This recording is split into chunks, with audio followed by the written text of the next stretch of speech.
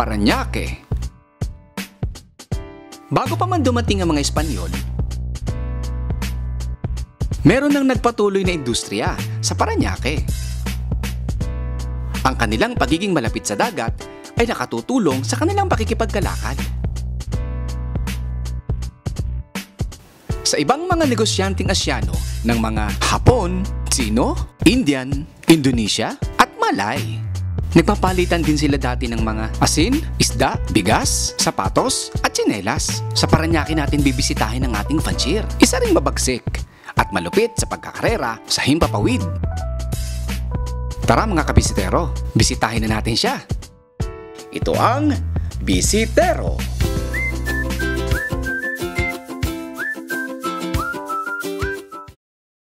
Magandang araw sa inyo. Ako si Lito Gatchalian ng Sukat Parañaque. Narito ako para sa isang vlog interview ni Bisitero, si Eric Medina. Matagal na rin naman ako nag-iibon mula nung high school hanggang college. Pero napahinto dahil estudyante pa lang. Hininto ko muna. Tapos noong 2006, nagbalik ako. Kasi before 2006, nag-lovebirds ako African lovebirds saka yung mga cage birds. Matagal ako doon, halos 10 taon ako. At fruitful naman ang naging aking breeding at maraming pumangkilik. At ngayon, nasa Kalapati na ako ulit. Actually, hindi lang ako fancier, talagang bird enthusiast ang tawag ko sa sarili ko. Dahil hindi lang naman ako sa Kalapati na in love, pati sa basta birds. Kasi fascinated ako sa transformation of life, of egg, from egg to chicks. Ayun ang aking fascination sa ibon. Nagtatransform yung buhay mula sa itlog hanggang sa sisiw. Doon ako natutuwa. Bata pa lang ako naobserbahan ko na yung mga ibon na gano'n. Mula sa lolo ko at saka mga sa lola ko. Kaya ganito ako ka-involved sa mga ibon. Welcome sa aming pamamahay dito sa amin sa Velocity Loft. At sana mabigyan ko kayo ng konting tip or anuman impormasyon para makatulong sa pag-aalaga niya. Good morning po, Kalito. Maraming salamat po at pinabisita niyo po kami dito sa inyong magandang bahay at sa inyong loft. At ito pong interview natin ay para po sa mga newbies, nag-iibon, sa mga fancier dito sa Pilipinas. At ang tanong po natin ano po ba ang mga line sa loft nyo? Actually, marami akong linya na hawak. Apo. Mga old lines at saka mga new lines. Basta yung mga kilalang linya na matatanda na, ayun ang mga hinahanap ko nung nag-umpisa ako kasi talagang sila yung tumitira. Saan po ba galing yung mga ang mga una kong alaga, bigay ng mga kaibigan at papasalamat ako sa kanila at hindi sila nagdamot sa akin. Yung iba naman, pinalitan ko ng African lovebirds kasi marami ako noong araw. Mga Vicentingo, Jaime Lim, Louis Chu, at mga iba pa Pero talagang sila ang kilala Kilala na lahi habang sa tagal ng panahon na nagdaan, silang namamayagpag kaya silang hinanap ko. Ngayon, sa mga new lines naman, nagre-research ako through internet sa Europe kung ano ang magagaling. Actually, ang nagustuhan ko, yung Gabi, Bandenabil, Koopman, John Hoymans, tsaka ito lately yung bagong acquisition, yung Kettle line ni Vandenborg. Mga Ace Bird. Oo, mabibilis yan ngayon. Sa payo ng mga sikat ngayon. Ayun lang. At ang style na, meron pala akong bago. Yung dati pa, yung Jimmy Gunn na France 05, yung mga paborito ko yun eh. Bukod pa sa iba. Apo. Mahilig ako sa line breeding. Line breeding? Oo. Yung principle ng breeding sa African lovebird, kasi bihasa ako dyan sa genetics. Apo. Pag nakita ko lang yung pero, sabihin mo sa akin kung anong parents, sasabihin ko sa iyo kung ano ilalabas niyan. Wow. Hindi ako mimimintis doon. Kalam ng mga veteranong nagla-lovebird niya, yun niya. Kaya yung principle of breeding sa lovebirds, in-adapt ko dito sa Kalapate at successful ako. Halos, ano po yun? Halos pareho lang siya? Kailangan doon, kung meron kang gustong lahi, o in-admire mo yung isang ibon, kailangan makakuha ka. Hindi lang isang lahi, no? Kailangan may kapares. Hindi pwede mo, actually, pwede rin yung outcross. Lalo pag prepotent yung ibon, pag dominant. Kahit sa muy pares yun, kakana. Pero kung gusto mo makasigurado, mag-line breeding ka. Mas the best talaga. Aralin mo, kaya ganun ka-importante yung pedigree.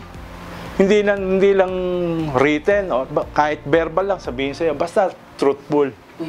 Tama, walang hausyaw, walang dinaya. Makukuha mo yung success agad. Sir, dito, kanina sinabi nyo about the eggs. Pagkatapos ng eggs, yung mga chicks, paano po kayo mag-select? Let's say, yung pag nagsimula yung pag-itlog ng ibon, doon ba nagsisimula na kayong kung ano yung dapat, ito, papipisain ko to.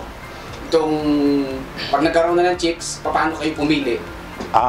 Napag-pares ko na yung kursunada kong pairing, Apo. Pagkapisahan yan, nakikita ko kung healthy o hindi eh. Pagka ang inakay or yung breeder hindi ganun kagaling, pinoposter ko na sa magagaling magalaga.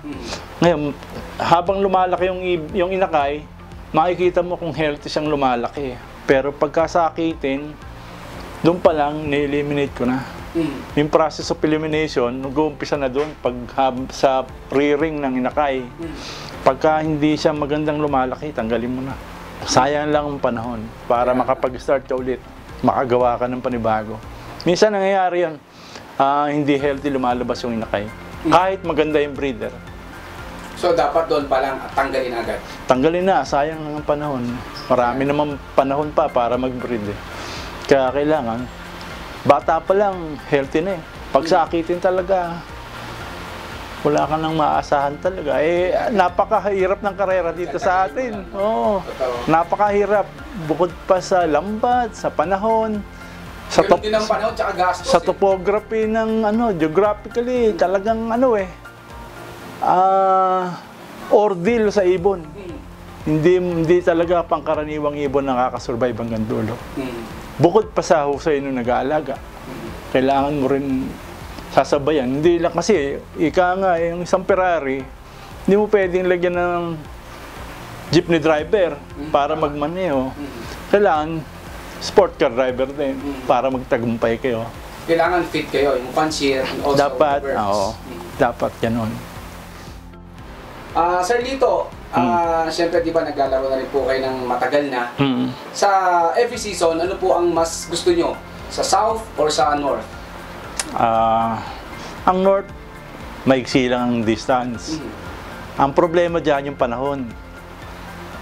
Pagka maraming bagyo, medyo tagilidan din ang laban. Hindi mo makukuha yung talagang ng ibon, performance kasi smash eh.